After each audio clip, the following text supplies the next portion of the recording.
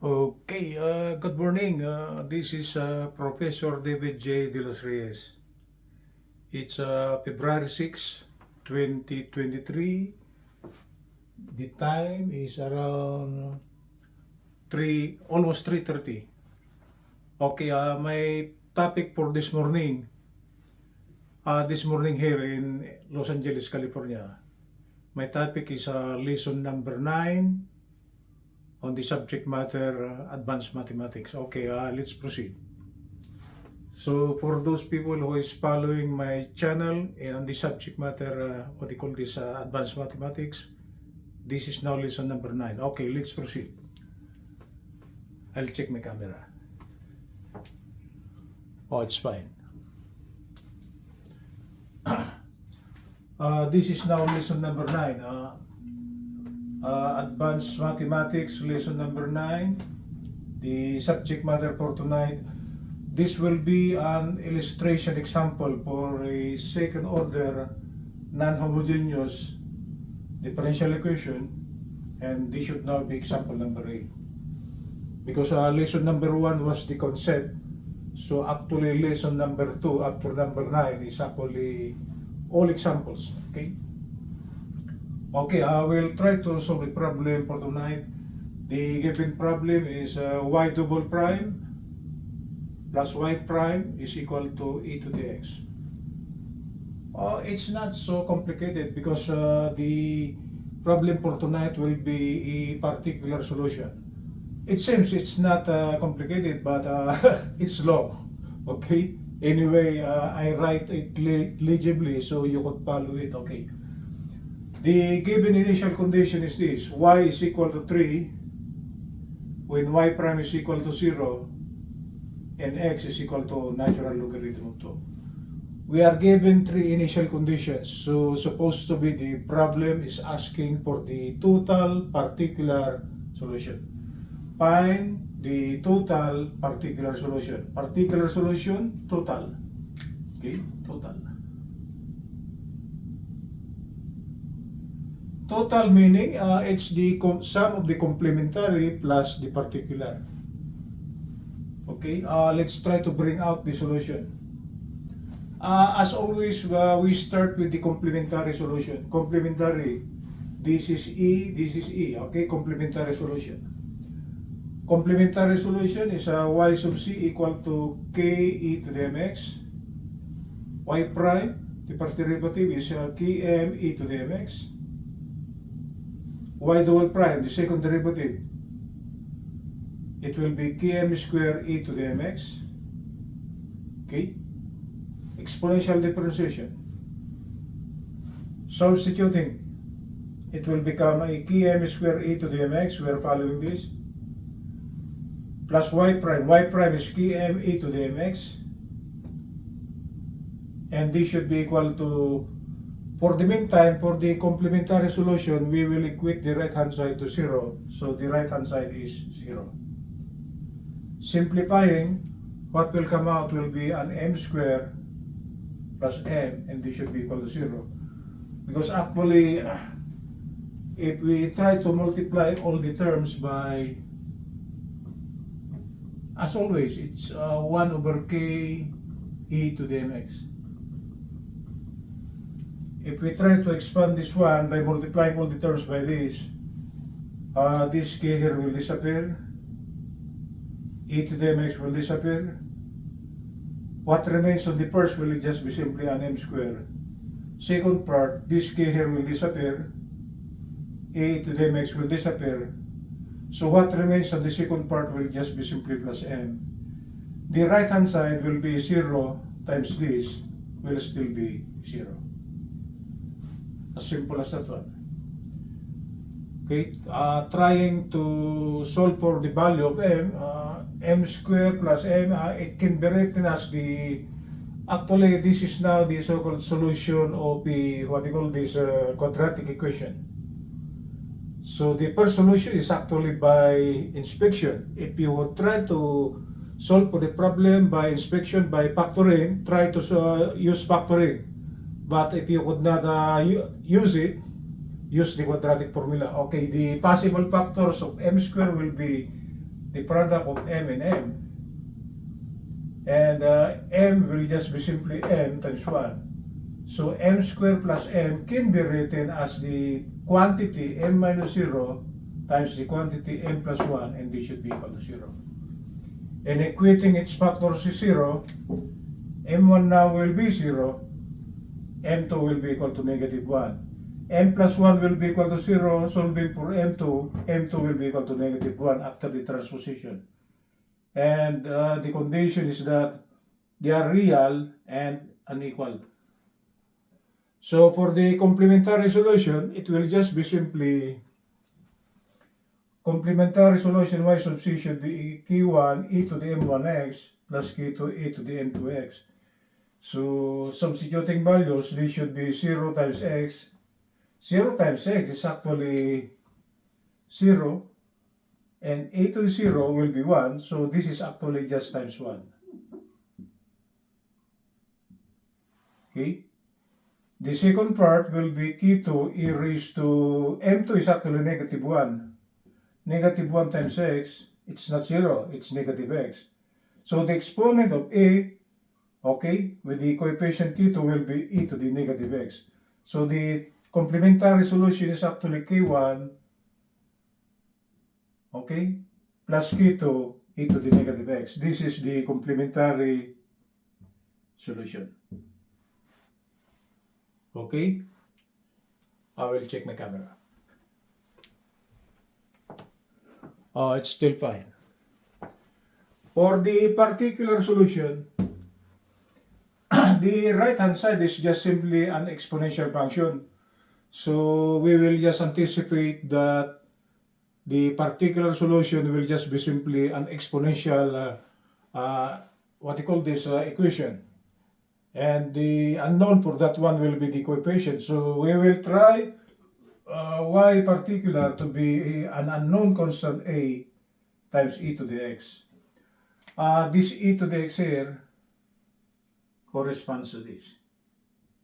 So we will just place an unknown a here because for the meantime we do not know the value of a. Okay? So y particular will just simply a. You could make any designation you want. It could be b, c, but for the meantime, since it's only one, we will start with a times e to the x. Okay, let's try to take the first derivative. Y prime of p equal to a to the x. It is just simply a constant times exponential function. So it will be a times the derivative of e to the x, which is e to the x. This is actually times 1. Because the derivative of x with respect to itself is 1, or a times 1 will just be simply a times e to the x. Okay? Y double prime, we'll take again the derivative of the first derivative. So it's the same. A times e to the x, again times 1. It will not change in value because it's plus, right? This is times 1 actually. A times 1 will just be simply a. So meaning the first derivative and the second derivative are actually the same. Only for this problem, but other problems, it might not be equal. Okay, substituting. We will take y prime and y double prime, we put it here. So a e to the x plus a e to the x equal to the right hand side is e to the x. Similar term, right? They're both similar. 1 plus 1 will be 2 a e to the x equal to e to the x. Okay? Equating coefficient of like terms. It's just like in the so-called computation of the unknown constants in partial fraction. Equating coefficient of like terms. And the only terms that exist for both the left and right is actually the e to the x term. So, for all the terms that contains e to the x, okay, we will equate the coefficient. For the right hand side, it is 2a. The coefficient of e to the x is 2a. This is 2a. Right hand side, it is 1. Because e to the x is just simply 1 times e to the x. So, the coefficient of this is actually 1. A now, by dividing both sides by 2, This cancels. A should be equal to 1 half. As simple as that one. So the particular solution now will be y sub p particular. This subscript p refers to particular solution will be equal to 1 half e to the x. This is the particular solution. And to compute for the total solution, meaning total general solution for the time, okay, it will be, this is total general solution for the meantime. Okay? The problem is asking for the total solution particular. So this is not yet our final answer. So the total general solution will be y complementary plus y particular. This should be y complementary is actually k1 plus k2 e to the minus x plus the particular which is 1 half of e to the x. This is now the total general solution. Okay. Let's try to apply the given initial conditions. What are the terms on the total general solution? On the total general solution, the variables are actually y and x, and the unknown constants are actually k1 and k2. So using the total general solution, we will apply the given initial condition y is equal to 3 when x is equal to natural log of 2. This was given in the problem. Sorry for that one. This was given in the problem, it says. Okay. So we apply the value y is equal to 3 when x equal to the natural logarithm of 2 on the total general solution. After the substitution, we can formulate an equation that contains the unknown k1 and k2. So substituting values, 3 now will be equal to k1 plus k2. I'm following this. A raised to x is natural logarithm of 2. So this is a natural logarithm of 2 preceded by negative sign. Plus 1 half e raised to x is natural logarithm of 2. But the second part is plus, right? So this is e to the natural logarithm of 2. So simplifying this one, 3 should be equal to k1 plus k2. Okay, e raised to the natural logarithm is actually the antilog. And actually this one here, minus natural logarithm of 2, meaning the natural logarithm of 2 preceded by negative sign can be written as the natural logarithm of 1 over 2. Because if we try to simplify this one, it should be natural logarithm of 1 minus natural logarithm of 2. But this is 0. Or actually this is minus natural logarithm of 2. Meaning natural logarithm of 2 preceded by negative sign is actually same as this. So actually this one here can be written as the natural logarithm of 1 over 2. This is now plus, right? So k2 now, if we try to simplify this one, it will be 1 half. If you don't trust me, you can use your calculator. Plus 1 half. The antilog of the natural logarithm of 2 is just the given number, so it's 2.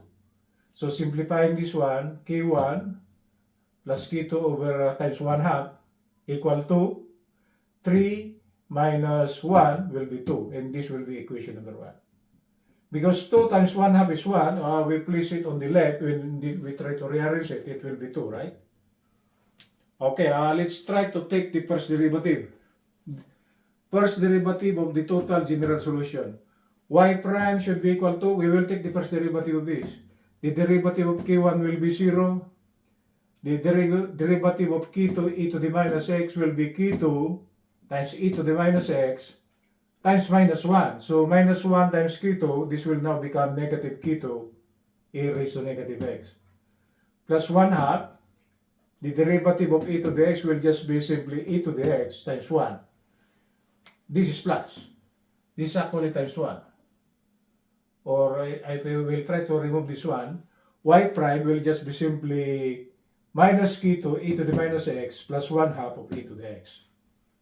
And applying again the initial condition is y prime is equal to 0 when x is equal to the natural logarithm 2. we will use this value here and this value on the first derivative. So applying the initial condition y prime equal to 0 when x equal to the natural logarithm of 2, 0 will be equal to negative k2 a raised to minus natural logarithm of 2 plus 1 half a raised to natural logarithm of 2. The only unknown now after the substitution is actually k2. And if we try to simplify this one, what will come out will be 0 minus k2 times 1 half plus 1 half times 2. Okay, so k2 now will be equal to 2. Why it's 2? Because what you call this, 1 half times 2 will be 1, right? It is 1. Okay. We place it on the, what you call this, on the other side. And what remains on the other side will be k2 times 1 half. So k2 now will be equal to 1 times 2, and this is such 2. So it is 2. And using equation number 1, we now know the value of k2. We can compute for the value of k1. So k1 plus 1 half times 2 equal to 2. Okay? 2 times 2 minus 1 half is actually minus 1 half. Okay? Is it correct? So k1 now, it's something like this. k1, 1 half times 2 will be 1. We put it on the right, so 2 minus 1 will be 1. So k1 will be equal to 1. Right? So we now know the value of k2 and k1. So to compute for the total particular solution, okay, we'll go back here. Place the value of k1 and k2.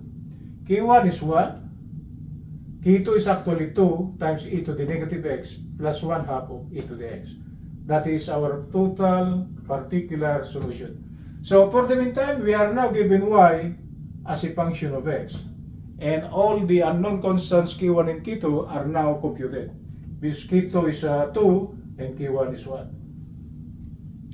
So this is now our total particular solution. I will check the camera. Okay. Let's try to check the validity of our answer, guys. Let's check the validity.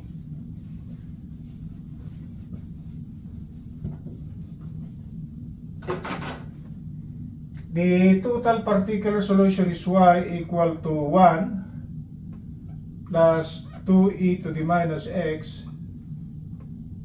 plus 1 half of e to the x. Okay, let's try to take the first derivative. Y prime will be equal to, the derivative of 1 will be 0. The derivative of this one will be 2 times e to the minus x times minus 1. So this will now become negative. The second part, it will be 1 half times e to the x times 1. This is times 1. Or I will remove this one. What will come out for y prime will just be simply negative 2e to the negative x plus 1 half of e to the x. Let's try to take the second derivative. Okay, so this should be negative 2 times e to the negative x times negative 1. Negative 1 times negative 2, this will now become plus 2 e to the x. This is now plus, right? Plus 1 half of e to the x times 1. This times 1. Or it will just be simply 1 half of e to the x. This is now plus. Okay? Let's try to take the sum. We add this. I'll write first this one. Y double prime plus y prime on the left hand side. This should be equal to. The operation is addition, guys. Okay? These are similar terms, right? So actually this cancels out. And these two terms here are similar. This is 1 half, this is 1 half. 1 half plus 1 half is 1. 1 times e to the x. Or just simply the right hand side is e to the x. And what is this? It is the given original differential equation. So our total particular solution is actually correct. Oh, that's it, guys.